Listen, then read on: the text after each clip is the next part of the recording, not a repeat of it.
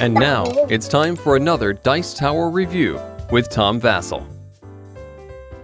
Folks, I'm a big fan of Carcassonne. Carcassonne has come out with more expansions to the point where it's a joke in the gaming community about just how many expansions there are.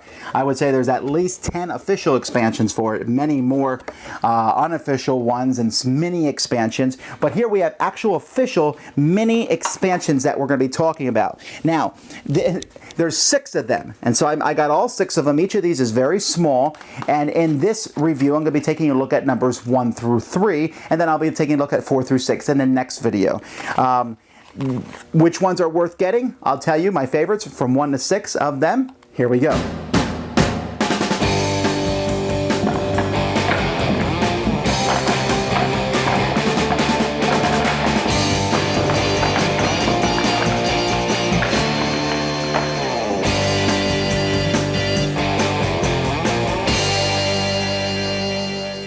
Expansion number 1 is the Flyer. This expansion comes with several tiles that show a flyer token on them, and it also comes with a die that basically has 1, 2, or 3 on it.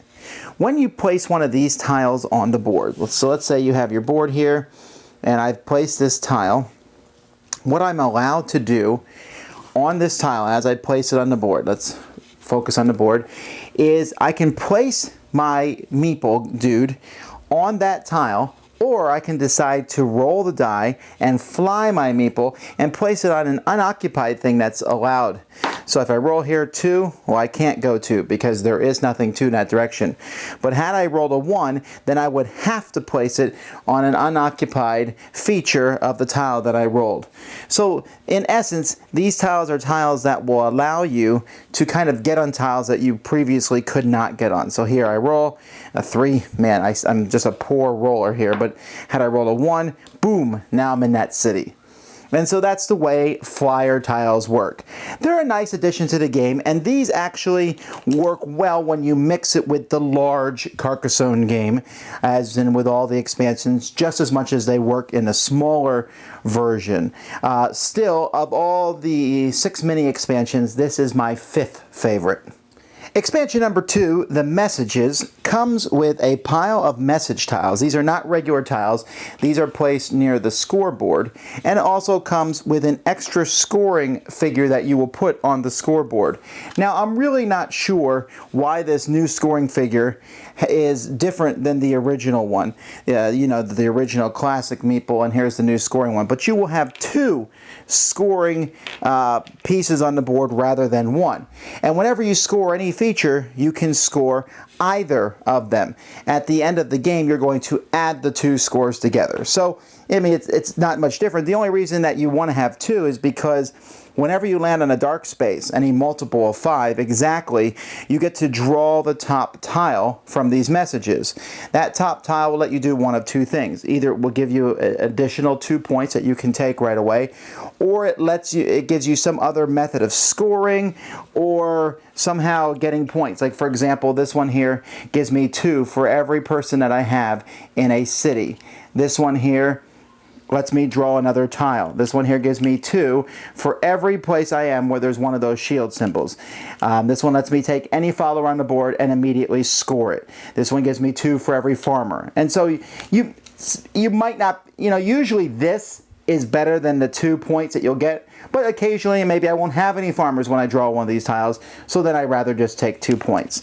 So that's essentially it. It just adds some more features with the 2 scoring and gives you a reason maybe sometimes to score something small so that you might get some bonus points out of it. And I think it gives them another excuse to make another little meeple dude of the messenger for the game. It's a nice little expansion. Of the 6 expansions, it's my 4th favorite.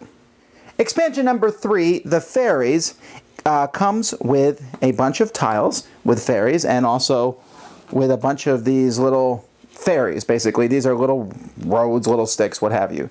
When you place one of these tiles on the board, you can see that it shows a bunch of roads and then a lake in the middle with bridges there, a broken road per se. When you put it down, you connect that road any way you want. So maybe I want the road to come across straight, or I want it to curve, or I want it to curve this way. Each one basically has 3 choices, unless it's a crossroad with 4, and then you have 4 choices: connect, connect, connect, or connect. Now, whenever somebody places another road piece so that it connects to a place where there already is a fairy, they are allowed to move that fairy, which could affect scoring, which could affect, basically a lot of how the roads work. This is a really intriguing way that the game works because as these fairies come out, they don't really change the game that much. They're not that difficult to understand, but they can change how the roads run, which the roads running all over the board has always been one of the fascinating parts of Carcassonne to me.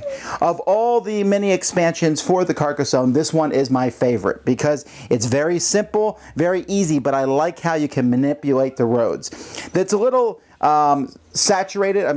It's a little absorbed. There's only a few tiles here really for when you combine it with the big everything game, but when they do show up, they do add a little bit of fun as you will connect to that road sometimes just to change how the direction of the fairy. All right, let me expound on these mini expansions for a bit. First of all, the mini expansion idea is really interesting, but they're much more potent if you buy one and let's say all you owned was base Carcassonne.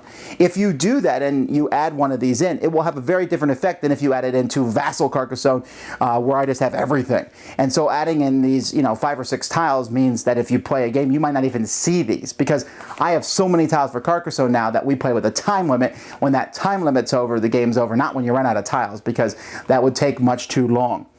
So there's really different ways that they will affect the game. So the first one that we're talking about is the flyer. As I said, the flyer is a nice addition to the game, doesn't add a lot of rules. In fact, none of these really add a lot of rules, but it's just like a cool way to jump things onto other tiles, jump followers. That's not a bad idea, it just didn't really grab me. And then the second one here, the message is having 2 scoring tokens on the board. It's a little fiddly moving 2 scoring tokens around and then flipping those over, but at the same time, it does allow you to score something which may never get scored. It's always irritating, when you're trying to score a figure on the board and it's surrounded and it needs 1 tile to finish it. And yes, there is a Carcassonne expansion that addresses that, but if you don't have that expansion or you've already used your tile that expansion gave you and you don't think it's going to finish, this does give you a way to score that figure. And then finally, the fairies. As I said, and is fairy and fairy, are those homonyms? I don't know. But the fairies, I don't know what it is. Roads has always fascinated me in Carcassonne. Yeah, the cities are cool to see them grow, but I've always liked how the roads go all over the place, and will you end a road or will you make it longer? Well, this allows you to kind of switch roads, and it's a neat way sometimes to switch a road so that you have an extra follower on it to beat somebody else out. It's not a big deal, I just thought it was a cool idea, and it's my favorite of the 6 mini expansions. Thanks so much for watching the Dice Tower videos. Find more great videos and reviews as well as our top-rated audio podcast at Dicetower.com. You can also find other great shows at Dicetowernetwork.com. I'm Eric Summerer, and you've been watching The Dice Tower. The Dice Tower is sponsored by Cool Stuff Inc., where you can find great games for great prices. Cool stuff in stock. Check them out at CoolStuffInc.com. Spock, shut the door. Yeah?